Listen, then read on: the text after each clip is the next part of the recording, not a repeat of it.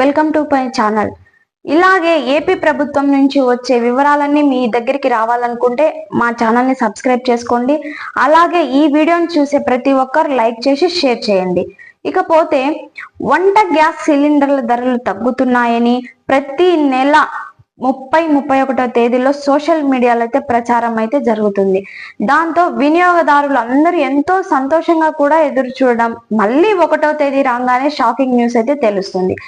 మళ్ళీ ఎల్పిజి సిలిండర్లు పెరుగుతున్నాయని, అయితే ఉపశమనం కలిగించే విషయం ఏంటంటే ఇళ్లలో వాడుకునే సిలిండర్ ధరను మాత్రం స్థిరంగా ఉంచారు కాబట్టి అది కూడా పెంచి ఉంటే ప్రజలు చాలా ఇబ్బంది పడేవారని. ఎందుకంటే ఇప్పుడు పరిస్థితుల్లో కూరగాయల ధరలు విపరీతంగా పెరగడం వల్ల ఉల్లి, టమోటా, అల్లం, వెల్లుల్లి ఇలా ప్రతిదీ భారీగా పెరిగిపోయాయి కనుక ప్రజలు ఇప్పటికే చాలా నిరాశగా అయితే ఎదురు చూస్తున్నారు. మరోవైపు ఏపీ ప్రభుత్వం 3 ఉచిత సిలిండర్లు ఇస్తామని కూడా ఎన్నికల్లో హామీ ఇవ్వడం అయితే జరిగింది.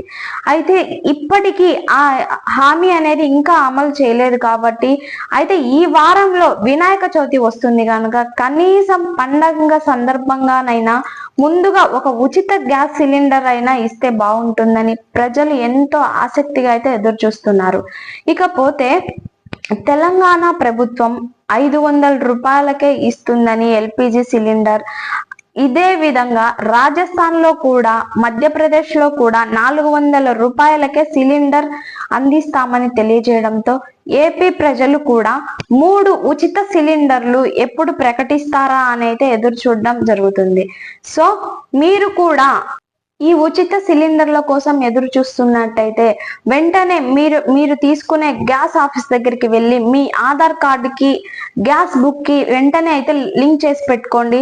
తర్వాత ఎప్పుడైతే ఈ గ్యాస్ సిలిండర్ని అయితే రిలీజ్ చేస్తారని చెప్తారో మీకు నెక్స్ట్ వీడియోలో నేను అప్లోడ్ చేస్తాను.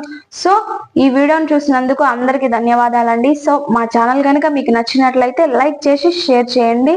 ఏమన్నా డౌట్స్ ఉంటే కింద కామెంట్ సెక్షన్ లో కామెంట్ చేయండి.